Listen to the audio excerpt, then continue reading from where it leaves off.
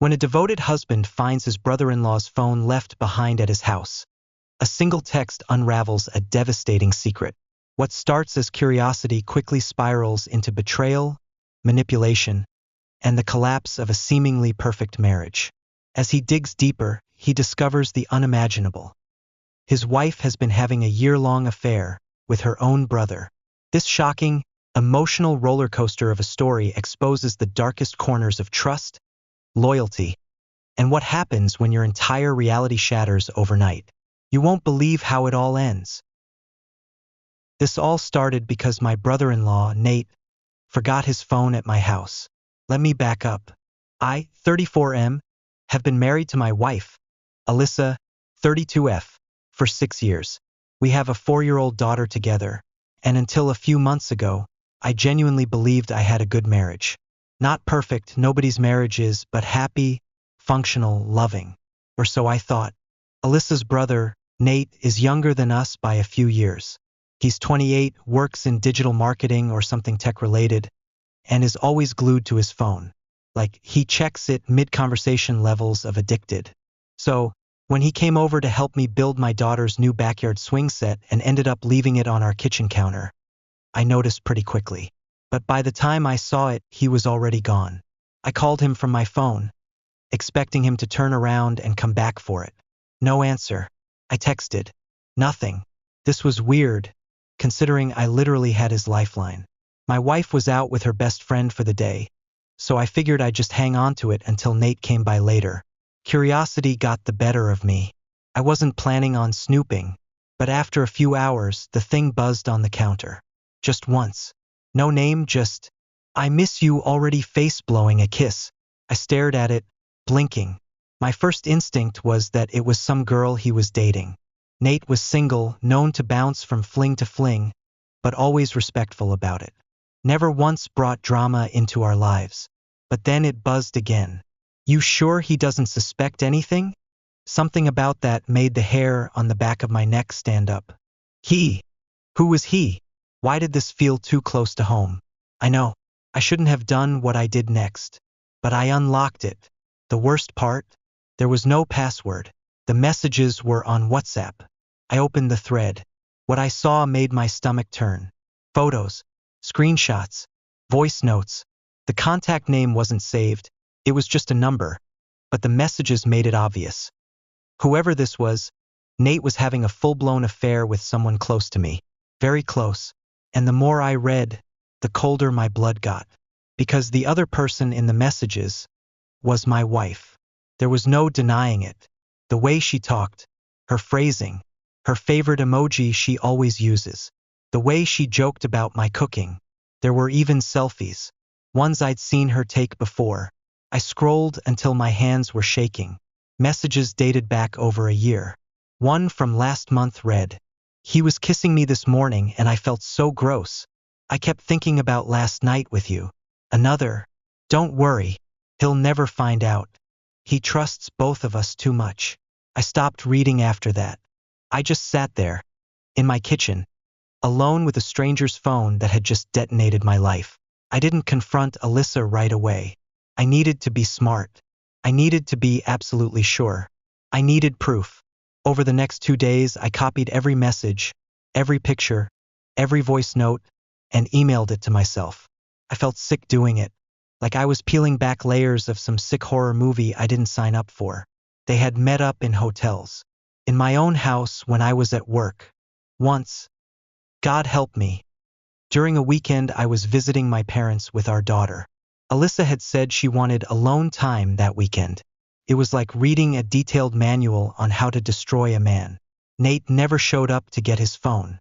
I think he realized where he left it and panicked. He texted my wife instead. I saw it come in on the lock screen. "He has my phone. You need to fix this. Now." She came home an hour later, all fake casual. Asked if Nate had stopped by again. I played dumb. She looked nervous, but said nothing. I waited until she was asleep to check her own phone. Password protected. But I knew her PIN. Same number. Same messages. A mirror image of the hell I saw on Nate's device. That night I didn't sleep.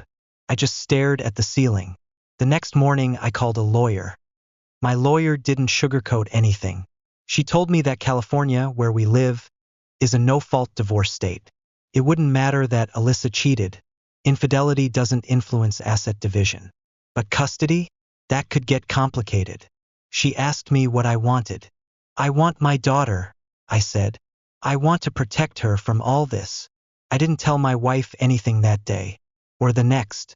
Instead, I started quietly preparing. Opened a separate bank account. Found a therapist. Installed a Ring camera by the front door that she didn't even question. Told her it was for package thefts. Bought a small safe and locked away important documents. And I got a voice recorder. Not to blackmail anyone, but because I'd read enough stories online about people trying to twist things once the truth comes out. Meanwhile, she was acting completely normal. Cooking dinner. Hugging me. Laughing at TV shows.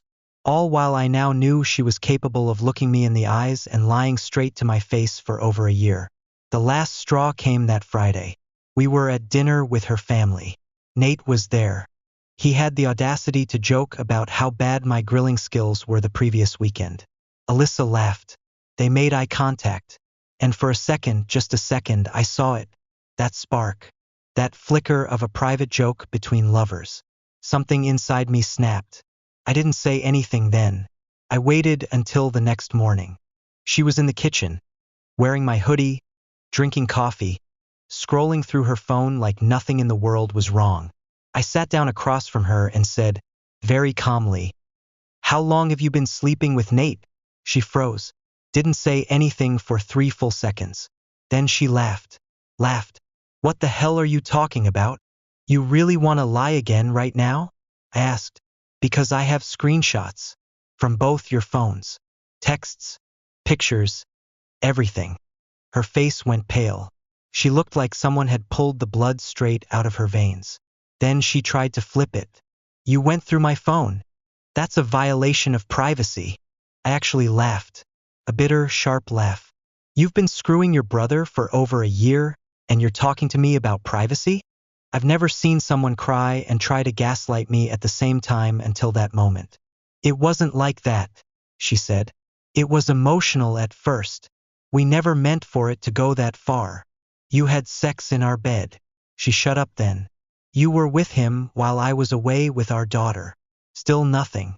You planned to keep it going until I found out, didn't you?" That's when the crying started. I recorded everything. She begged me not to tell her parents. Said it would ruin the family. I told her she did that all by herself. I didn't scream, didn't throw anything. I told her very clearly that we were done. I told her I was filing for divorce, that I had already spoken to a lawyer, and that she would be served papers by the end of the week. She started throwing excuses like confetti. "It was just loneliness. I didn't know how to talk to you. I didn't think you loved me anymore. You're never home."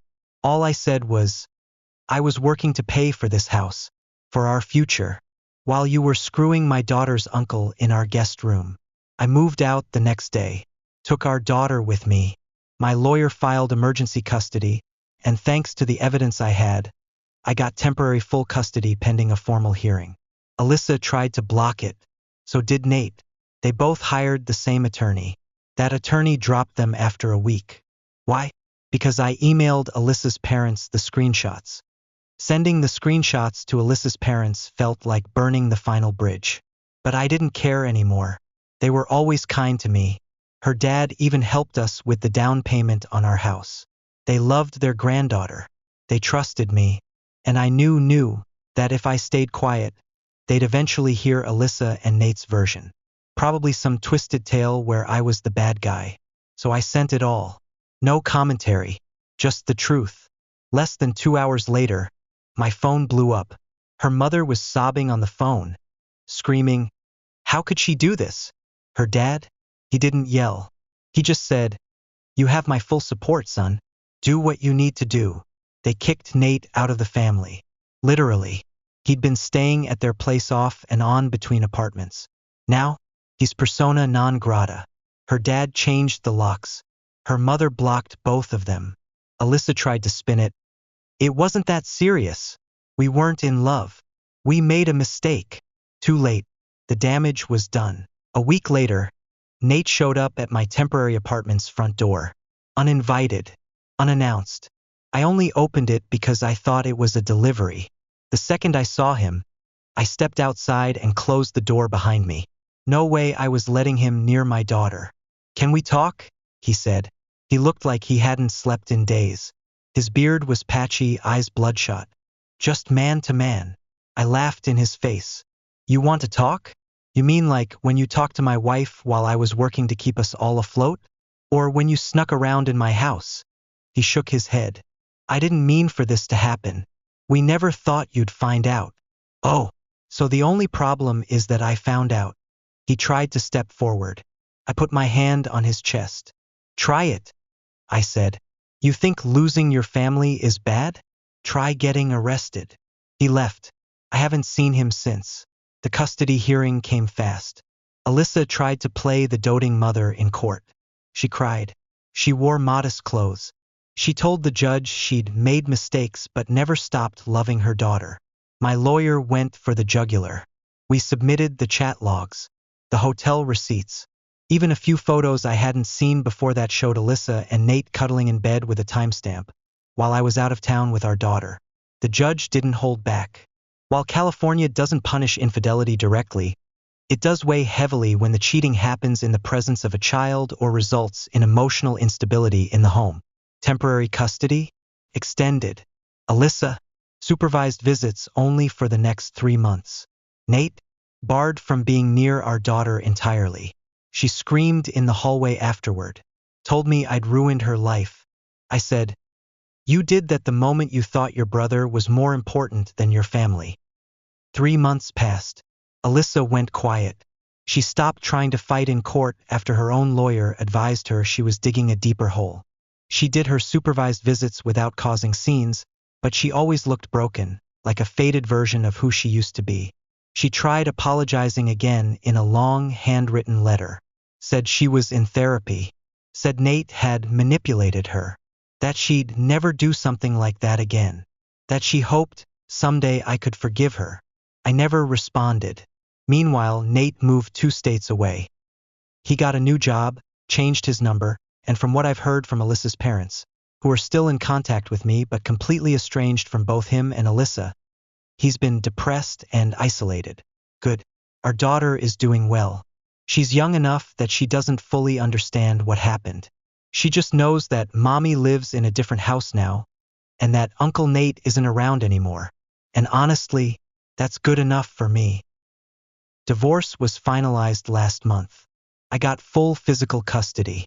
Alyssa got every other weekend visits, but only at a supervised center for now. I sold the house, started fresh in a new place, closer to my job and my daughter's preschool. My ex-in-laws helped me with the move. Her dad even built my daughter's new bookshelf himself. He apologized to me again, even though he had nothing to apologize for. The weirdest part? I'm not even angry anymore. For months, I was consumed by it. But now it's more like a numb acceptance, like watching the wreckage from a plane crash I barely survived. Sometimes I still catch myself wondering what I missed, what signs I ignored, what quiet looks or hidden touches I could have noticed sooner. But I always come back to this. I trusted 2 people who never deserved it, and now they're out of my life. People always ask, what would you do if your spouse cheated on you? I never knew what I'd do. I thought I'd rage, destroy things, yell. Turns out I just got quiet, collected receipts, protected my daughter, walked away. That's not weakness. That's survival. So if you're reading this and something feels off in your life, trust your gut. Even if the truth is worse than anything you imagined, it's still better than living a lie. Because lies rot everything from the inside out. My wife thought she could hide it forever. My brother-in-law thought I'd never find out. But a forgotten phone changed everything.